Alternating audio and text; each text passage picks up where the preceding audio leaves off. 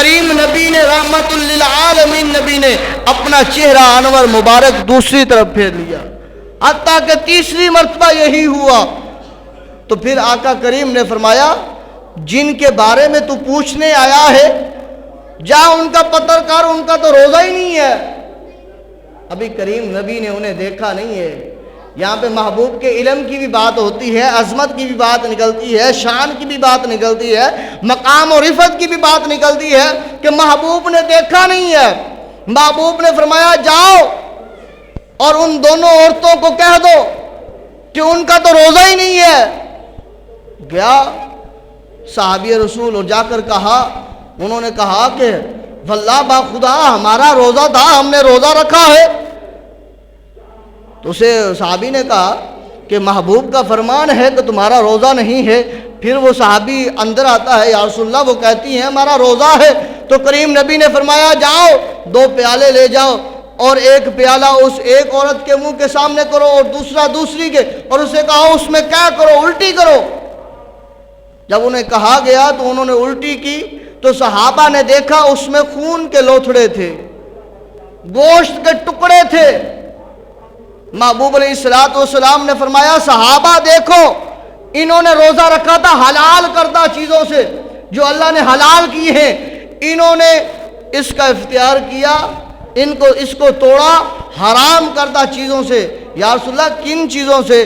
تو محبوب نے فرمایا یہ دونوں بیٹھ کر مسلمانوں کی، ایمان والوں کی غیبتیں کرتی رہی ہیں، جس غیبت کی وجہ سے ان کے جو ہے وہ اندر پیٹوں میں جو ہے وہ یہ خون کے لوتھڑے بن گئے ہیں۔ کیوں بنے ہیں؟ کیونکہ اللہ نے فرمایا ہے قرآن میں، اللہ نے فرمایا ہے وَلَا يَغْتَبْ بَعْضُكُمْ بَعْضًا أَيُحِبُّ أَحَدُكُمْ أَن يَأْكُلَ لَحْمَ أَخِيهِ مَيْتًا فَكَرِهْتُمُوهُ۔ کریم اللہ نے خود فرمایا ہے اور ایک دوسرے کی غیبت نہ کرو۔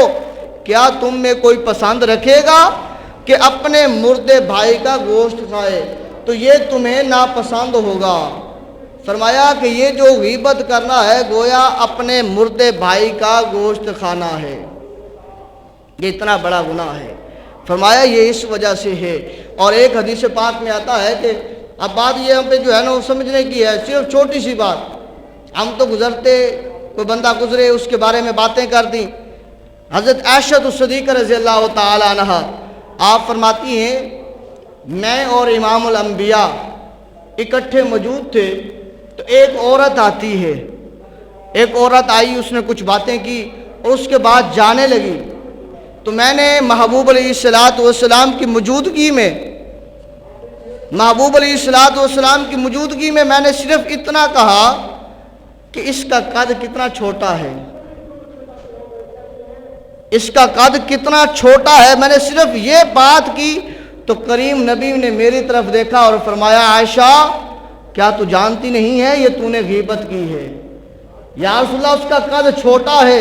تو آقا کریم نے فرمایا چاہے چھوٹا ہے لیکن تجھے حق نہیں ہے اس کے چھوٹے قد پر بات کر، لہذا تو نے غیبت کی ہے۔ دوسری حدیث میں یہی ام المؤمنین حضرت عائشہ صدیقہ رضی اللہ تعالیٰ عنہ فرماتی ہیں کہ آقا کریم صلی اللہ علیہ وسلم کی موجودگی میں ایک عورت کے بارے میں نے کہا کہ اس عورت کا دامن کتنا لمبا ہے، یعنی کہ جو اس نے کپڑے پہن رکھے ہیں وہ کتنے لمبے پہن رکھے ہیں، دامن کتنا لمبا ہے۔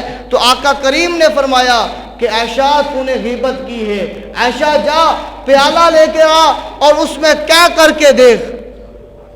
ام المؤمنین مومنوں کی ماں اور وہ مومنوں کی ماں حضرت عائشہ صدیقہ رضی اللہ تعالی عنہ جن کی گود میں سرکار نے سر انور مبارک رکھا ہے، تو اللہ قرآن نازل فرماتا ہے اور جب آپ کا اس دنیا فانی سے آپ نے ظاہری پردہ فرمانا ہے اس دن بھی آپ نے اپنا سر انور مبارک حضرت عائشہ صدیقہ رضی اللہ تعالی عنہ کے گود مبارک میں رکھا ہوا ہے۔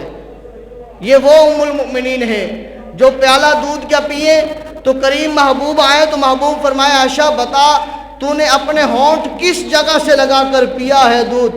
عرض کی یا رسول اللہ یہاں سے، تو کریم نبی وہاں سے اپنے ہونٹ مبارک لگا کر دودھ کو پیے اور فرمائے کہ لوگوں اپنی بیویوں سے اس طرح محبت بھی کیا کرو۔ یہ وہ عائشہ ہے اور یہ وہ عائشہ ہے کہ جن کے بارے میں قرآن پاک اللہ رب العزت قرآن پاک میں پاکی نازل فرماتا ہے. سورۃ نور تقریباً کئی آیتیں جو ہے ان کی پاکی میں نازل ہوئی ہیں. آپ فرماتی ہیں جب میں پیالہ لے کر آئی تو محبوب علیہ السلام کے سامنے میں نے جب اس پیالے میں قے کی تو میرے اس پیالے میں قے کرنے کی وجہ سے وہ بوٹیاں وہ لوتھڑے مجھے نظر آئے. میں نے پھر اللہ کی بارگاہ میں توبہ کی. یہ تھا محبوب علیہ السلام کا فرمان عالی شان.